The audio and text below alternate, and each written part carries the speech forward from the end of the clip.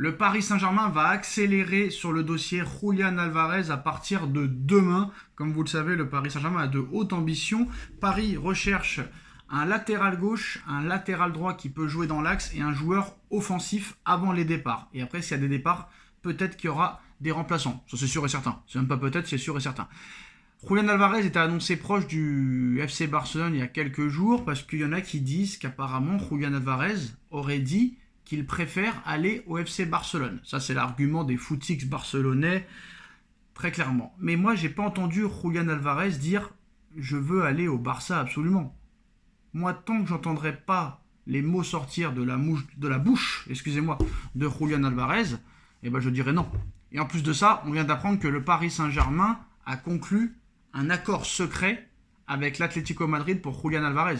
Sacré champion d'Europe hier contre Arsenal, le PSG se tourne désormais vers son mercato estival. Le club de la capitale veut s'offrir Julián Alvarez afin de renforcer son secteur offensif, mais le dossier de l'Argentin, également suivi de très près par le Barça, est estimé à plus de 100 millions d'euros. Le peuple parisien s'est réveillé avec le sourire ce dimanche matin et continue donc de savourer pleinement son deuxième sacre consécutif en Ligue des Champions, cette fois-ci face à Arsenal. Cependant, le mercato estival approche et les affaires restent primordiales à Paris. C'est pourquoi, en coulisses, les dirigeants du PSG travaillent déjà sur ce mercato qui serait construit par un groupe talentueux concerné et sans des statuts de stars. Dans ce contexte, une cible prioritaire se présente depuis des jours dans la capitale, Julián Alvarez.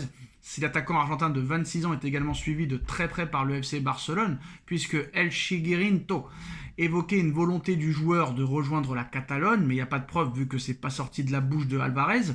Le dossier reste ouvert pour les Parisiens. C'est à cet instant que les patrons Luis Campos et Luis Enrique entrent dans la danse pour continuer à creuser son cas.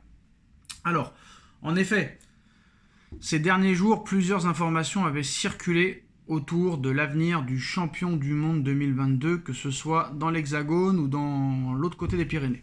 L'Atlético Madrid souhaite le garder, mais en réalité, Paris sait parfaitement comment s'y prendre pour convaincre les colchoneros de le laisser filer cet été.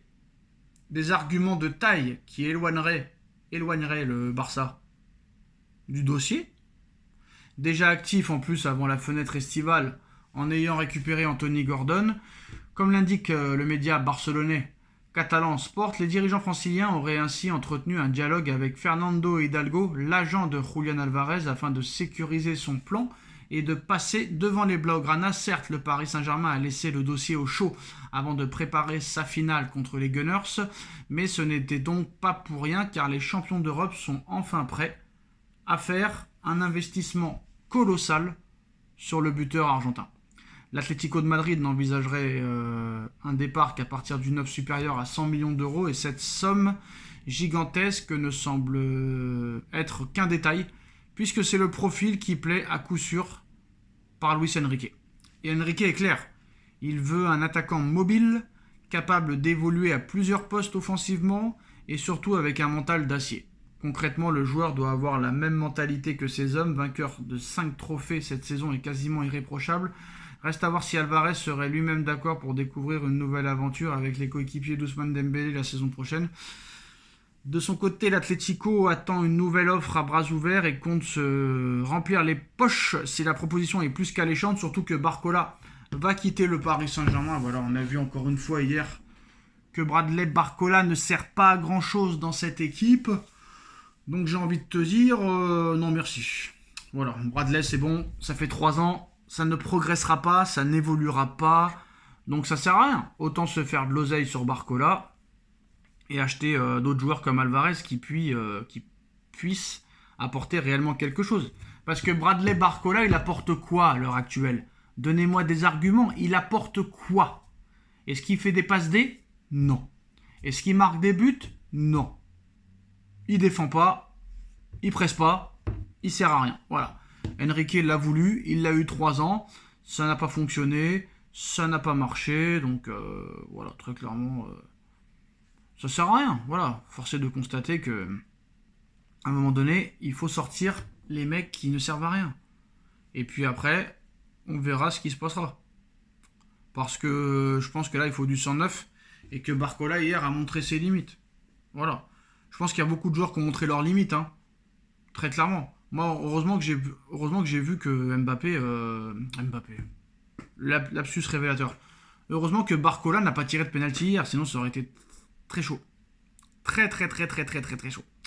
Donc voilà. Maintenant, on verra. Il y a un mercato. On verra ce qui se passera. Hein. Tout le monde dit qu'il n'y aura pas de recrues. Ça se trouve, ce sera le même mercato que l'année dernière. Ça se trouve, ce sera pas le même. Moi, je pense toujours, je reste sur mes positions parce que je me dis que là, tu as eu de la chance.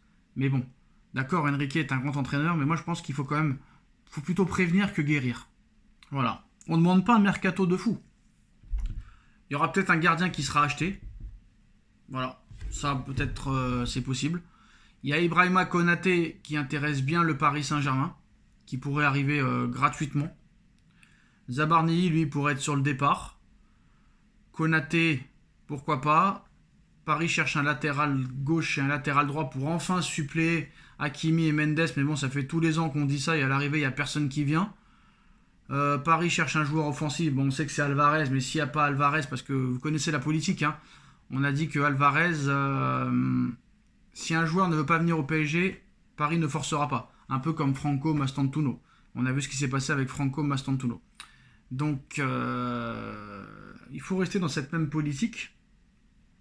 Le profil d'Ibrahima Konaté, pourquoi pas. Mais est-ce qu'il aura faim au PSG? Je ne sais pas. Après, Konaté, ça reste un bon joueur, mais en défense centrale, je pense qu'il y a mieux à faire. Voilà. Pour moi, c'est mon avis. Après, moi, je fais confiance totalement en Enrique. Comment tu ne veux pas faire confiance en Enrique alors que le mec vient de te remporter 2 Ligues des Champions d'affilée? Tu es obligé de faire une confiance aveugle à Luis Enrique. Tu n'as pas le choix. Voilà. Tu n'as pas le choix. Donc tout ce que dira Enrique, je le commenterai, je donnerai mon avis, mais c'est à la fin du bal qu'on paye les musiciens. Alors le PSG a mené des discussions pour faire venir Julián Alvarez. Maintenant, on va voir parce que je pense que Enrique va demander à Alvarez s'il veut vraiment venir ou pas. Si Alvarez dit non, bah il n'insistera pas. Voilà. Donc le club de la capitale, si Alvarez ne veut pas venir, devrait s'activer dès cette semaine afin de recruter une autre piste au poste de numéro 9. On parle de Erling Haaland. Alors je ne sais pas si cette piste est vraiment réelle. Je pense pas que ce soit le style de Enrique. Après, on va pas se mentir. C'était pas le style de Guardiola non plus et pourtant il est arrivé. Ils l'ont pris. Il y a Yann Diomande aussi qui coche beaucoup de cases par rapport au profil recherché par Luis Enrique. L'ailier de 19 ans du Red Bull Leipzig est en discussion aussi avec le Paris Saint-Germain. Donc apparemment, voilà, c'est un peu les recrues que demande Luis Enrique. On verra ce qui se passera. Dites-moi en commentaire ce que vous en pensez et à très vite. Tchuss.